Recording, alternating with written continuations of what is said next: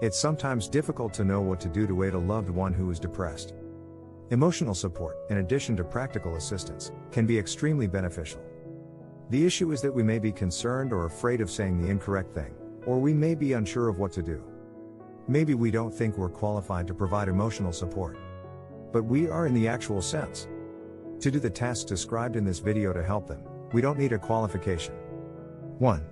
Listen. When someone isn't paying attention to us, it's really clear. When someone says they want to listen to us but then becomes distracted, it may appear that we are a bother and that they aren't as engaged as they claim to be. Hearing and listening are not synonymous. Everything slows down when a person is depressed. It is possible to slow down one's thoughts, actions, and words.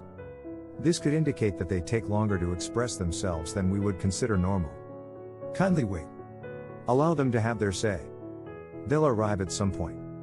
Other kinds of communication should not be ignored. Communication is what behavior is all about.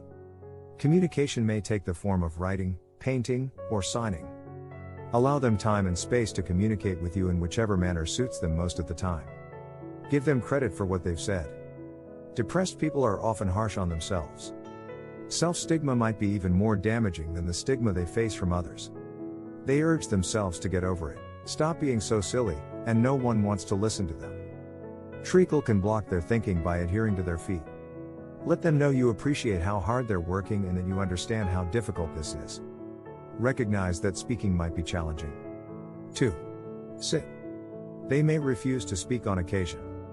They don't have anything to say, and even if they had, they'd be stumped as to how to say it. They occasionally require someone to sit with them so that they are not alone, but they refuse to speak. They might enjoy adding some background noise to a movie, television show, piece of music, or radio station. Work together to complete a jigsaw puzzle. Card games are fun to play. Taking a drive is a great way to spend some time. Keep an eye out for animals. Alternatively, you may simply sit and observe the world. Allow yourself to take a moment to reflect with them. Though they may desire to be alone at times, depression is lonely, and the gaping black hole of loneliness may often be as all-consuming as the depression itself. Sitting next to them helps to close that gaping hole a little, providing them some relief. 3. Reach in to offer emotional support. When it comes to mental health, the expression reach out is frequently used. Reach out, call a helpline, text a friend, inform someone, and you are not alone are all typical phrases. Depression, on the other hand, frequently damages confidence and impairs faith in the world. It can impair their ability to multitask, such as deciding who to text, finding their phone number, deciding what to write, writing it, and clicking send.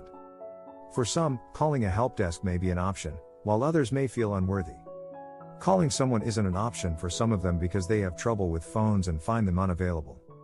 We can communicate with them via email or text. Some people dislike conversing with strangers. A sensation of humiliation may also exist. Alternatively, there could be a cultural aversion to seeking help. Reaching out can be difficult for a variety of reasons, and each individual who has difficulty doing so will have their unique set of circumstances and reasons. It is important to remember that responding to things can be difficult for depressed people. A lack of reaction, on the other hand, does not imply that the communications have gone unnoticed.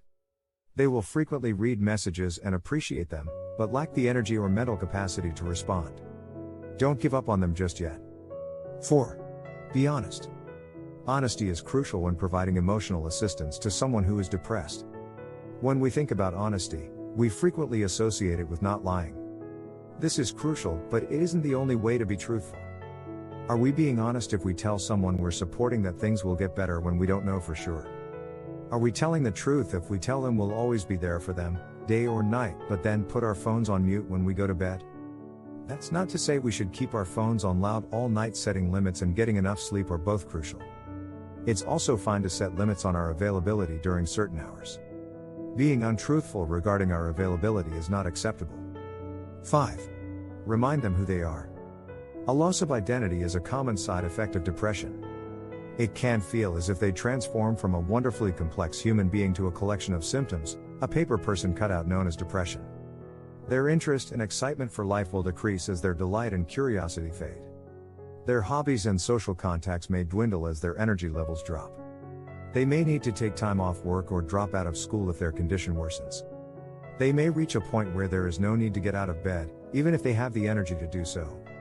They may lose sight of who they were and feel hopeless, useless, and without a personality. Remind them of their own identity. Share a snapshot of a happy memory that comes to mind while you're on the phone. When you see or hear something that reminds you of them, text them.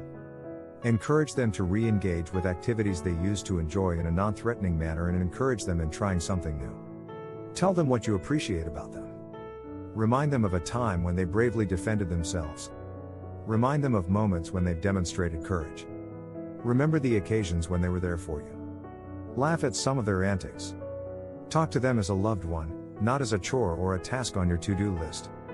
They're still people with preferences, dislikes, personalities, eccentricities, hopes, and dreams. Right now, they might be a little buried, fading, or worn. 6. Have fun. When a person is diagnosed with depression, their life can become very serious, and they may require some lightheartedness at times. People frequently inquire about their well-being, and they quickly become accustomed to communicating with a head tilt. They may get overwhelmed by medical appointments, and everything may become depression-centered and monotonous. Fun can sometimes be the most effective kind of emotional support. It's time for them to move on. Twister or Bop It are two games that come to mind. Start watching their favorite sitcom with them. Start a weekly dance party in the kitchen. If you don't live with them, ask them over for a sleepover with a midnight feast. Make a daisy chain or run down a hill when you go for a walk. Make some no-pressure art or finger painting with some paint. There are numerous ways to bring joy and laughter into their lives. 7. Don't give up on them. Please do not abandon them. Even if they lose faith in themselves, even if despondency sets in, even if things appear to be getting worse. Please don't give up. Continue to check in with them, express your concern, and show your support. If you enjoyed this video, don't forget to like it and click the subscribe button.